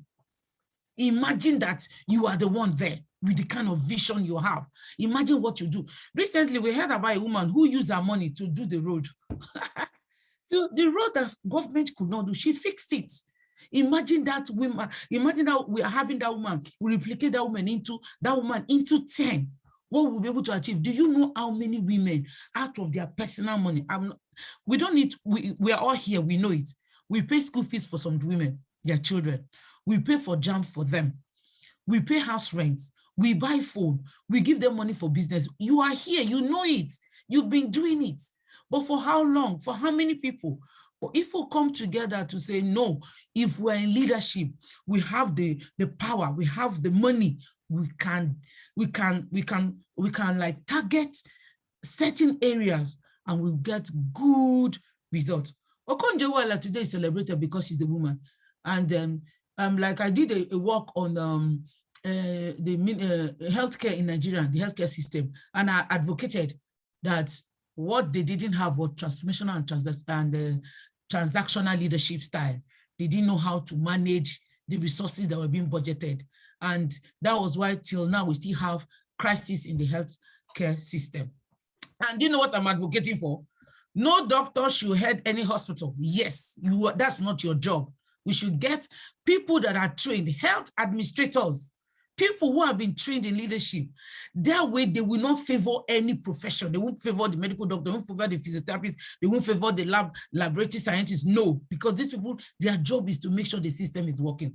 I'm here in the UK doing healthcare management and leadership. Why? I'm preparing myself for the future. Yes. So when that opportunity comes, I will grasp it and say, yes, I'm qualified. Look at my qualification. I want to do that. So every woman should strive in whatever area you are. Aim for leadership, get certification, get fellowships, because these are the things that you need. So nobody's going to say it's bottom power. You're using your body to get what you want. No, you earned it. And because you earned it, you'll be respected. We all respect Okonjo Iweala today, because there is no way anybody has ever connected that to her sleeping about to get what she wants. She attained it, and we all can attain it, to make sure that you must be where they're making decisions. Do you know you can turn around things? Imagine that when they were doing the VAP Act, you were there. Won't you insist and say, no, let's look at this, let's look at that? Imagine that we are more in the upper chamber. Imagine that we are more. Imagine the kind of influence. See where we have gotten to, but imagine that we are more in leadership. So our aim and objective in life, we must get to the pinnacle of our profession. We must become presidents of associations. We must become local government. We will strive. We will get there. We don't need to cheat. We don't need to sleep around. We don't need to bribe anybody. But as we move on and make ourselves relevant and do small things in our sphere of influence, I know we will gain recognition. We undertake reforms to give women equal rights, economic reserve. I've said that before. Our job is to make sure that, as one of the things I was thinking of recently is that the richest man in the world, the richest person in the world is a man. The richest person in Africa is a man. And I'm like, God, you need to take us to that place where tomorrow we can say the richest person in the world is a woman. We are getting there. Right now, we are all working out together to see that we get to that point, to be able to have enough money to influence and to impact, to be able to make decisions. We're hoping that we'll get there. That's why we are talking about the future. We want to sustain the future, and we're looking at accelerating equality. We want to enhance the enabling technology. Yes, we know that. Right now, I thank God that that gap is being closed. That gap is with the gap we have issues, which is the leadership aspects. Adopt and strengthen some policies, enforceable. Yes, we need right now, every one of us, we need to. I used to ask people a question when they complain about Nigeria, and I'll ask the women, excuse me, please, have you read Nigerian Constitution? And she says, no. I say, you're not the best person to talk with. You should go and read Nigerian Constitution before you talk. Because if you read Nigerian Constitution, you will discover the error, the mistake, the anomaly in that constitution. So if you're here, we need to come together, sit down, read the policies that has to do with us. Oh, this policy, no, this one is not good. No. Then we begin to advocate. In advocating, we don't need to quarrel with anybody. We just show facts. That is the essence of when you talk about improvement. You talk about quality improvement. That's what one of the things I want to work out for Nigerian government. If I go back, when you look at quality improvement, you're also looking at facts. You're looking at data. You're looking at information. This is what it is, but we can change this. When people see data and see reason, we can persuade them, not angrily. Here is data now. 35% Action Aid is saying that just 35% women represent is not up to 50%. We are asking for more. We need more. Yes, 35% is a disadvantage. And so we reject 20% appointment position for women. This is what that 35% was for during Jonathan's time. 20% is what we have now. And we're saying no, 35% is not even enough. And you have given us 20. We reject it. We're even asking for 35, but even the 35 is not enough. We want more women in governance. Yes. If you don't put us in governance, there will be no progress. There will be no progress. We want to be in committees, decision-making committees. These are facts that they cannot deny. Progress for women is progress for society. Have you ever heard that a woman is so wealthy that she abandoned her children and followed another man? It's impossible. Have you ever heard that a woman has 3 cars and her children are trekking to school? It is not possible. Have you heard that a woman is educated and her children are illiterate? It's impossible. But we have heard that about men. We have seen men abandon their children and their mother and move away with somebody else, not a woman. Have you also heard that most women, when their husbands die, they stay back to care for their children? They do everything in their power to make sure that their children get the best of education. What about men? I'll just give them 6 months, they just remarry. And well, we don't know what happens to the children. That is why the progress for women is actually progress for the society. We want gender bills represented and passed, yes. Before the VAP Act, it took a lot of years. Thank God for Jonathan, good luck Jonathan, who tried to do that. But do you know that, like in River State, that has been passed, there's no assent now. This is the second time. Why won't a governor just assent to that bill to make it a law in the state? So we keep talking about it. We collaborate with the female medical doctors. We collaborate with Aula. We collaborate with FIDA. We try to say, please, let's do this thing together. We need to press that the bills that have to do with us, it's being passed into law. We demand reversal of denial of Nigerian women. Anything that has to do with marriage that does not favor women, it has to end. Yes, marriage should favor us either way. We have some traditions. I'm from the Igbo side. I don't think I can ever have that problem, actually. That's why I used to tell people, I say, it depends on who you are. It's not all laws that can work on somebody. The Igbo tradition, I think when the man dies, the family comes to talk about inheritance and the rest. Well, I don't think that will work where I am, because before you even talk to me, I have finished the whole documentation. And if you try any rubbish, I get a lawyer, and you will be answering lawyer, not me. So we're looking at issues of marriage. We have seen women suffer because their husband died. Apart from maltreating them, they deny them of their rights. They push them out of the house and then take the properties, and the woman is left with her children to suffer. We cannot allow that to happen. If it's not happening in your society or your community, it may be happening in the next one. That's why we need to come together. That's why we look at intersectionality. We're talking about inequality, but some people have other issues, adding up, making their own even worse. So those are the things we're looking at. We're looking at equality, development, and peace. We should be able to achieve it. Do you know that women are peacemakers? If you read about wars, look at wars in some African countries, you discover that I heard that sometimes women were the ones that actually ended the war because they were mothers.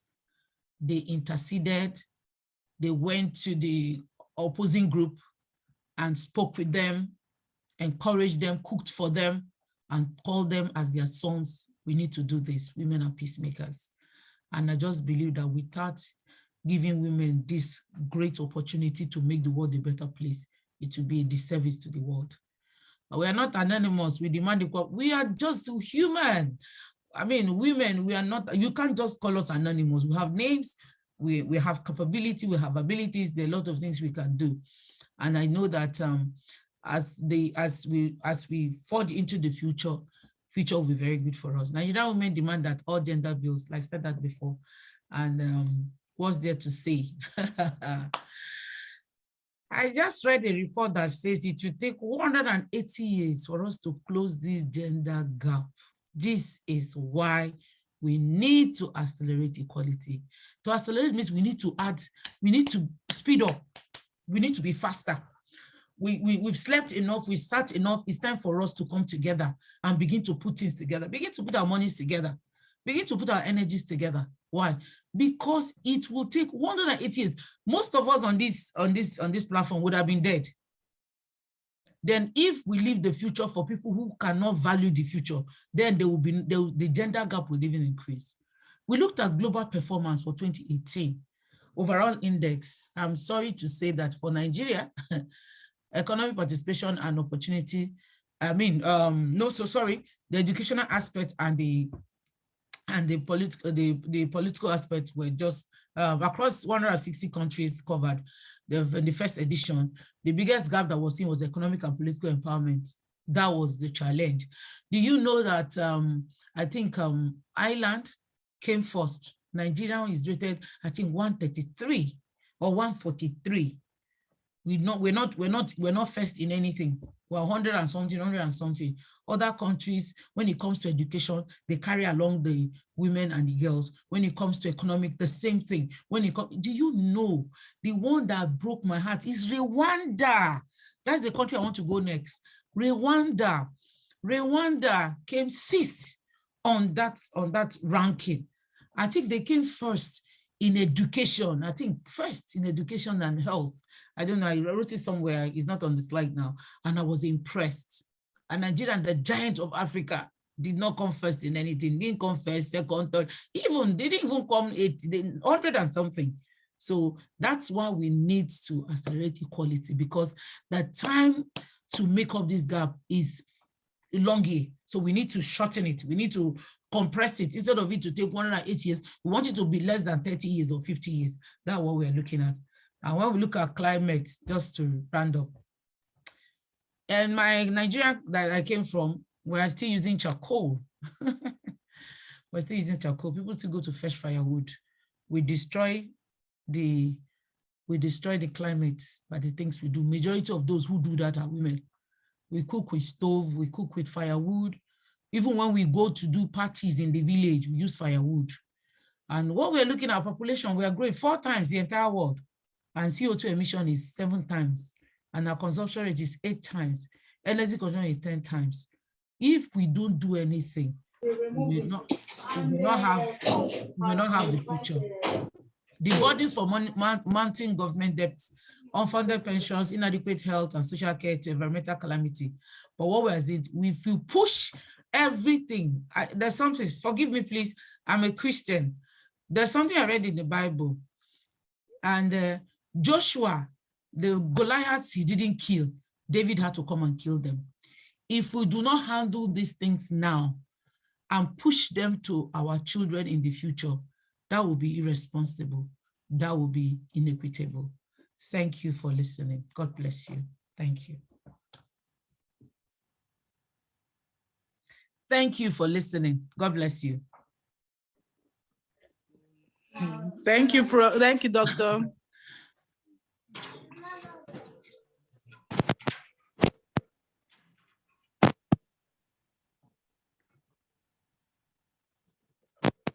Thank you very much, Doctor. That was really, really insightful, and thank you for helping us to manage the time. It's just as if we should continue, but time is not permitting us. But we are sure when we have other opportunities to still meet with you, and we can still dig more from your wealth of understanding and experience. Thank you so much once again for honoring our invitation and for coming here to impact us with this much knowledge. Just like Prof said, this is really, really insightful, and we quite appreciate it. Thanks a lot. Thank you. Okay, so you can still leave the screen sharing on. Michael and Iris, is there any question for the keynote speaker? Iris? Yes, I am here. I hear you. Yes, there's a question for the keynote speaker. And the question says, how do we separate extreme immoral behavior from feminism? Recently, a lot of agendas are hidden under the push for feminist movements. This makes it very difficult to separate the chaff from the main issue. So, Doc, how? Okay. I think you answer the question. Yes, thank you for that. Do you know that most people who talk about feminism do not know anything about feminism? Yes, because feminism itself is a concept, and there are different aspects of it. I mean, I don't want to call myself a feminist because of the Nigerian definition of feminist, but I'm a feminist. Feminism does not mean that I don't believe in men. No, it means that I believe in women. I believe that they should be given equal opportunity. I believe in equity. I believe that a woman who is pregnant and is going to school. No, let me take this through. I think a panelist talked about when a girl gets pregnant. Now, this is feminism. A secondary school boy pregnants a girl. He goes to school and he finishes the school. But the girl he pregnanted, she's disadvantaged. She's chased out of school. If her parents are not, if they are not humane, they're going to drive the girl out. Feminism means that that girl is taken back to the school. As long as that boy is in the class, she continues class. If she can't go to school, they prepare class for her in the house. When she's in labor and there's an exam, they bring her exam for her in the hospital. That's feminism. Any other definition is wrong. Let me tell you, don't listen to motivational speakers. These people are born liars. People are trying to gain fame and they're trying to make themselves important. What makes you important is the lives you've impacted. I mean, some people are just unruly and crazy and they're just looking for a space and then they just enter into feminism. God, most of them are dying of loneliness and they say they don't want a man. Neither am I saying that. I mean, we're sufficient in ourselves. It's not a man that makes you sufficient. But when you talk about immorality, as long as I'm concerned, if you go about sleeping around, it's immoral. You can't, but you have the capability to earn anything you want to earn. I just came back from Nigeria. I went to write my promotion interview. I didn't sleep with anybody. I didn't have to do that.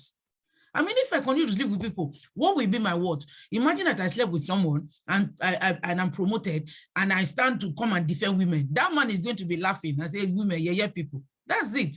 So for me, morality means you are disciplined. There's this thing we call, if you go to IDP camps, oh my goodness, you discover that for women to get things from the NGOs, the things that were brought from for them in the NGO, by the NGOs to the IDP camps, some men will withhold it, and that's what we call sex for money. So you want to get food for your family, you have to give them sex. In that kind of situation, if you're disciplined, you will not do it. You will rather die of hunger because you've already made up your mind that this is not the kind of life you want to live. That's even different. But when you come out in the public and you say you are a social media influencer and you encourage girls to sleep around, I don't think that is right. That's not feminism. For me, that is just absolute immorality and sodomism. I don't think it's right.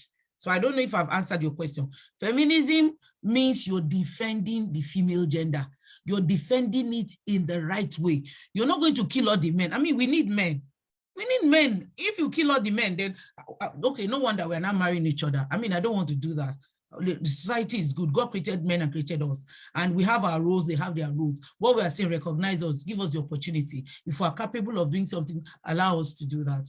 That's what I think. I hope I've answered the question. Hello? Hello?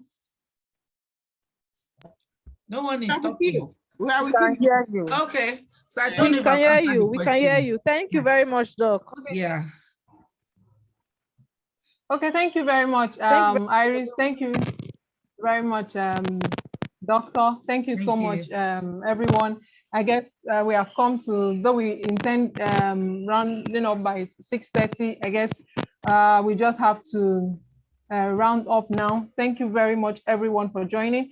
So we will be taking Doctor, you can stop sharing, please. Thank you so much.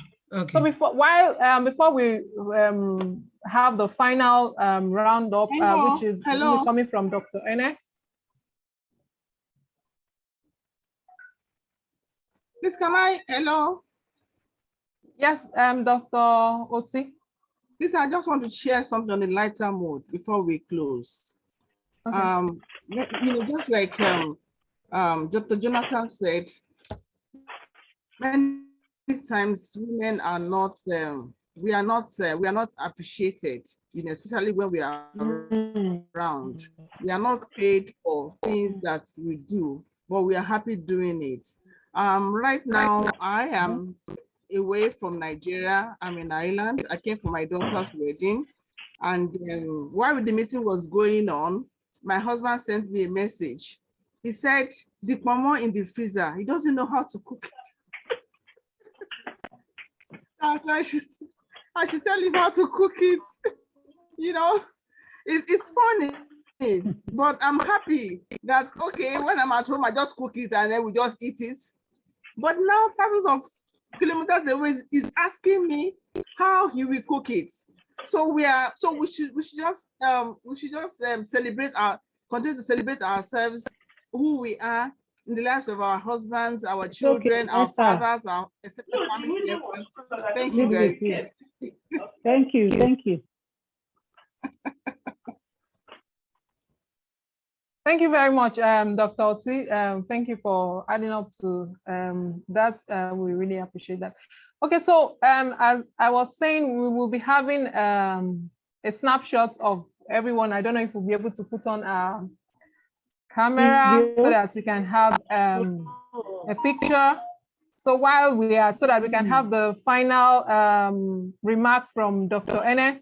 But before we do that, we want to have a picture. I think we should just give us a minute to just get ourselves ready so that after the snapshot, then we have Dr. Ene to take the round up. I want to on my video. At that. Joshua, go. I have a program.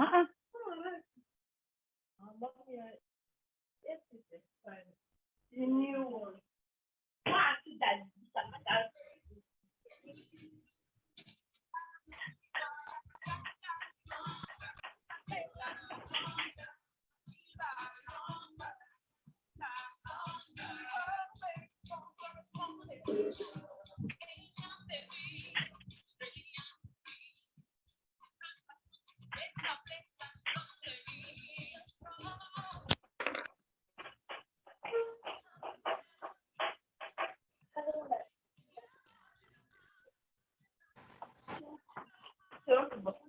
No.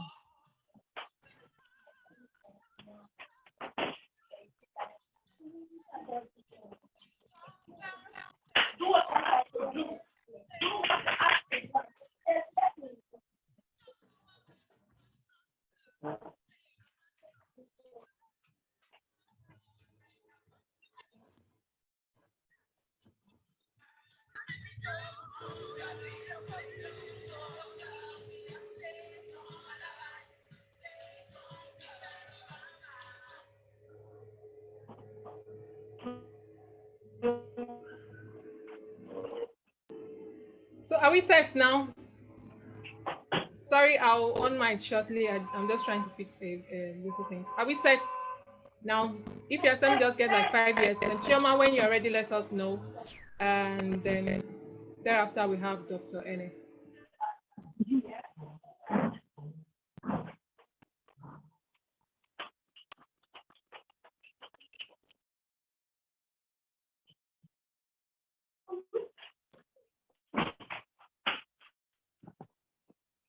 Can we turn on our videos?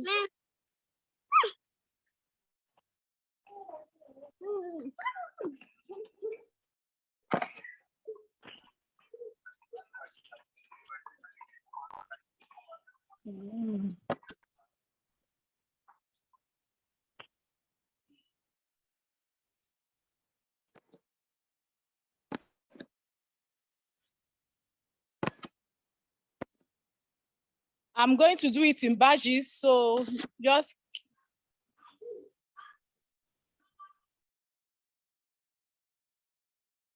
I'll do it in badges.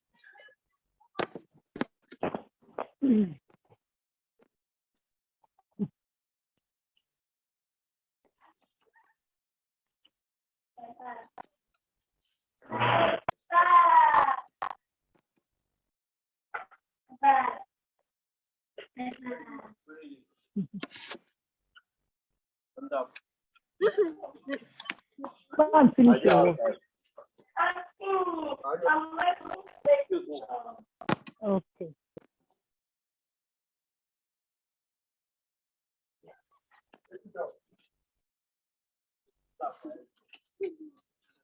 Are you done? Let me, I think one more page. Okay. A page.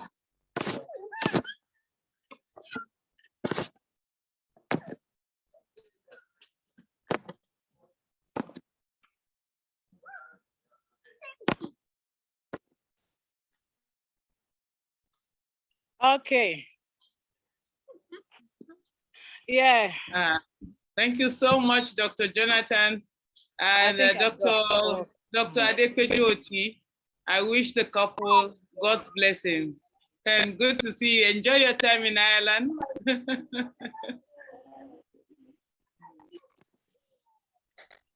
Thank you so much. Dr. Anna, you can go ahead, please.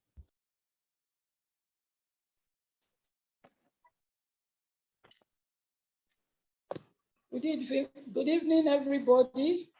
It's nice having you on this program. I'm very happy that the program ended successfully. Even our keynote speaker from UK who joined us.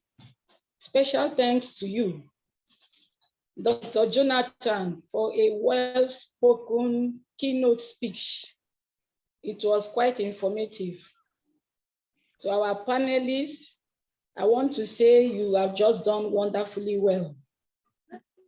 And to our participants, I want to say thank you also for finding time to be available on this program within a very short notice. We are just starting. The Nigeria chapter of Women of Color, Advancing Peace and Security is just starting. We are less than a year from the time of inauguration till now. And I want to encourage as many of us here not to lose hope, because the future is very bright for us. We have a lot to benefit in this organization. I want to let us know that as women, we have key functions when it comes to advancing peace and security. And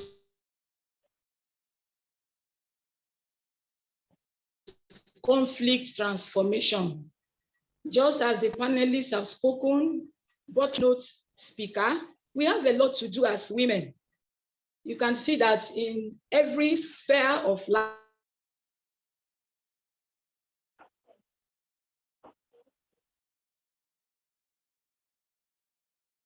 marginalized. I can't record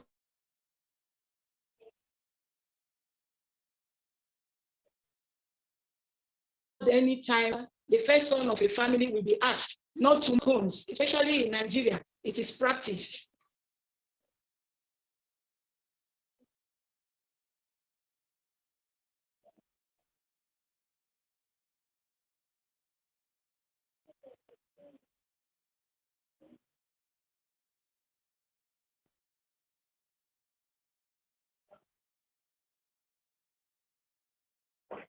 Hello, Dr. Ene, are you still there? Okay, I guess we lost her briefly.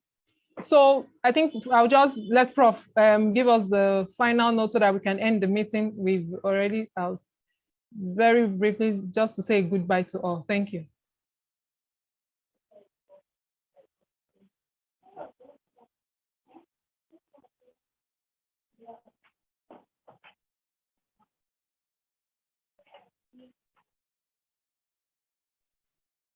Okay, in the absence of any other business, let me cap it this way.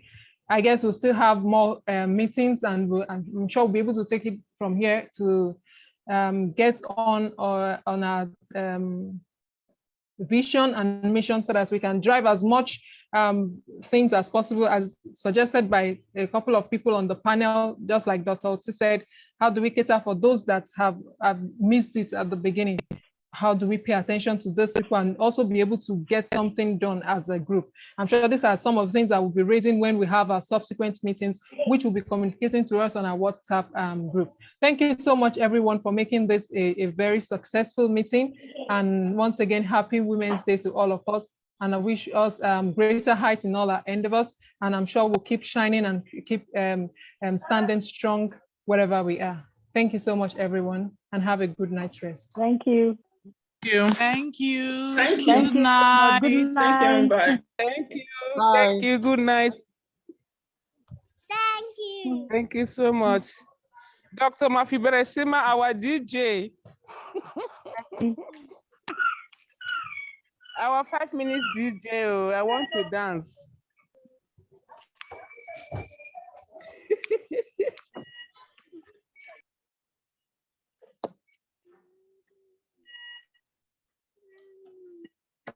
This place is dusty. You can't rest here.